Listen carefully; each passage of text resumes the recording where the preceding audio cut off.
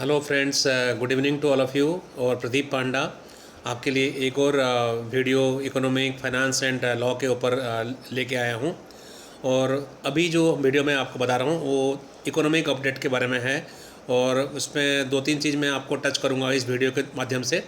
सबसे पहला तो जो अपडेट्स अभी मिला है हमको, जो कि हमारी जो इंडिया का इकोनॉमिक कंडीशंस आज की डेट में जो कुछ भी है आपके सामने है। और काफ़ी सारे कंसर्निंग पॉइंट्स है। इन्फ्लेशन इज इंक्रीजिंग कंटिन्यूसली, और जिसको कंट्रोल करने के लिए रिजर्व बैंक ऑफ इंडिया जो है इंटरेस्ट रेट्स को कंटिन्यूसली बढ़ाते जा रहा है। और अभी लेटेस्ट इंटरेस्ट रेट्स को बढ़ाया गया था 5.4 से 5.9% करीब बढ़ाया था। तो पिछले 3-4 महीने में 5 महीने में करीब करीब 1.9% का रेपो रेट में इंक्रीज हो चुकी है। एक तो एक पहला डेवलपमेंट्स वो चल रहा है। सेकेंड, हमारा जो है रसिया और यूक्रेन का जो वार चल रहा है उसमें भी ऑल ओवर वर्ल्ड में काफ़ी सारी कमोडिटी के प्राइस में इम्पैक्ट पड़ रहा है। और कमोडिटी के प्राइस में काफ़ी चेंजेस हो रहे हैं उसमें। वो एक बहुत बड़ा फैक्टर है जो कि जिसका कि इम्पैक्ट ऑल ओवर वर्ल्ड में हो रहा है, और इंडिया को भी इसकी इकोनॉमिक इम्पैक्ट पड़ रहा है। तो तीसरा पॉइंट जो मोस्ट इम्पोर्टेंट डेवलपमेंट है, जो कि हमारी रुपी वर्सेस डॉलर का जो रेट है उसमें काफ़ी सारे चेंजेस हो गई है पिछले लास्ट 1 मंथ में। और और जो एक और बहुत बड़ा इम्पोर्टेंट टॉपिक जो सबके माइंड में चल रहा है, जो यूएसए ने इंटरेस्ट रेट्स इंक्रीज़ कर रहा है। यूएसए इंटरेस्ट रेट इंक्रीज़ करने का इम्पैक्ट बहुत खतरनाक है इंडिया के लिए, क्योंकि जो यूएसए से जो मॉनेटरी फ्लो इंडिया के अंडर में होता है वो काफ़ी कम हो जाता है, जिसके तहत हमारे रुपये को इम्पैक्ट पड़ता है और हमारे स्टॉक मार्केट को भी बहुत ज़्यादा इम्पैक्ट पड़ता है।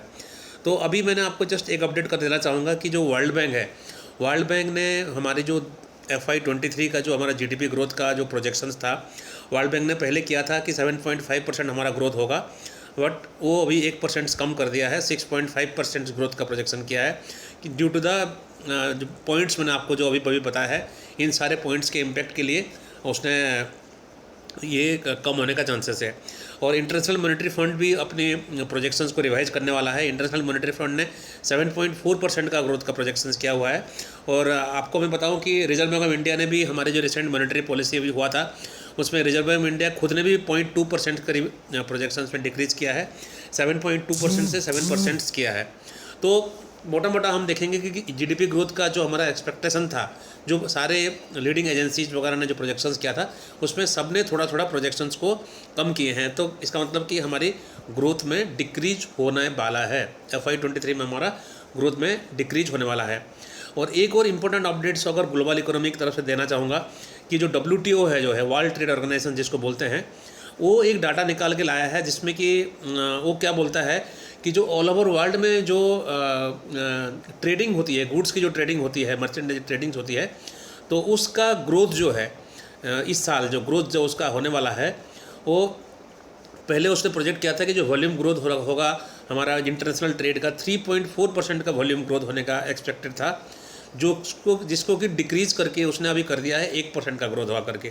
तो वो भी एक बहुत बड़ी कंसर्निंग फैक्टर है कि जो जिसको कि हमारी इकोनॉमी में और वर्ल्ड इकोनॉमी में इम्पैक्ट पड़ेगा।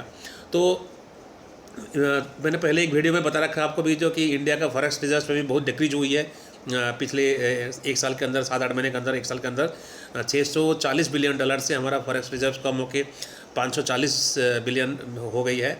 और बाहर से फंड कम आने के चक्कर में और जो भी डेवलपमेंट्स हो रहा है इसमें हमारे स्टॉक मार्केट्स में भी जिस तरीके से बुल रन तो है स्टॉक मार्केट में, बट जिस तरीके से मार्केट्स एक सिंगल फ्लो में चल रहा था उसमें भी एक ब्रेक लगा हुआ है। निफ्टी आपकी 18,000 को क्रॉस करने के लिए बार बार कोशिश कर रहा है 18,000 का लेवल्स को, लेकिन 18,000 का लेवल को क्रॉस नहीं कर पाता है, वापस वहाँ से नीचे आ जाता है। तो डॉलर रुपी के बारे में अगर बात करेंगे तो डॉलर रुपी में अगर हम देखते हैं तो डॉलर रुपी में हमारा इस साल में करीब करीब हमारा 8 रुपया करीब डिक्रीज हो चुकी है डॉलर हमारा डॉलर वर्सेस रुपी में। और इसी महीने में ही करीब 2.5 रुपया करीब डिक्रीज हो चुका है। और इसी हफ्ते में हमारा करीब 1 रुपया करीब डिक्रीज हुआ है और 82 रुपीज़ 32 पैसे हो गया है। अभी $1 का वैल्यू जो है 82 रुपीज़ 32 पैसे का डॉलर का हो गया है। तो ये सारे कंसर्निंग पॉइंट्स है अभी इंडियन इकोनॉमी को लेके आने वाले टाइम में।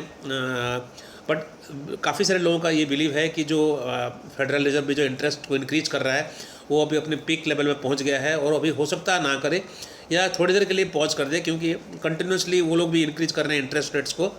और दूसरी चीज़ है कि इन्फ्लेशंस कंट्रोल में आ जाएगा करके एक्सपेक्टेशंस काफ़ी सारे सेंट्रल बैंक्स का है। तो अगर वो सब चीज़ें ठीक होती है तो हो सकता है आने वाले टाइम में जो स्टॉक मार्केट्स में जो थोड़ा सा हल्का सा एक मॉडरेशंस चल रहा है अभी स्टॉक मार्केट्स में, वो थोड़ा सा 18,000 इंडियन स्टॉक मार्केट की बात कर रहा हूँ, 18,000 में जो हमारा निफ्टी है वो क्रॉस करने की में सक्सेसफुल हो जाए और मार्केट फिर बुलिश ट्रेंड में दोबारा आ जाए। तो ये तो हो गया हमारे इकोनॉमिक अपडेट के बारे में। और जैसे जैसे और भी कोई डेवलपमेंट होती है इकोनॉमिक रिलेटेड तो मैं आपको बताता रहूँगा। और आप प्लीज़ मेरे वीडियो को सब्सक्राइब कीजिए, लाइक कीजिए, बेल आइकन दबा कर रखिए ताकि आपको सारे वीडियोज़ मेरा मिलता रहे। All videos will be 4 to 5 minutes 6 minutes only. तो आप इसको देखिए, अपने नॉलेज को इंक्रीज़ कीजिए, अपने बच्चों को भी दिखाइए। अगर आपको बस ग्रोन अप चिल्ड्रंस हैं जो कि 10th 11th 12th में या कॉलेज में पढ़ रहे हैं, उनको भी दिखाइए और उनको भी सब्सक्राइब करने के लिए बोलिए। अपने फ्रेंड सर्कल में शेयर कीजिए ताकि जितना भी मेरे पास नॉलेज है और जितनी बेटर तरीके से मैं समझा सकता हूँ इस कॉन्सेप्ट्स को, हर कॉन्सेप्ट को, तो मैं समझाता रहूँगा। और आपको मेरे को चैनल को सब्सक्राइब करने के लिए प्लीज़ आपकी मदद चाहिए। इसको आप देखते रहिए और प्लीज़ चैनल को सब्सक्राइब कीजिए। Thank you very much.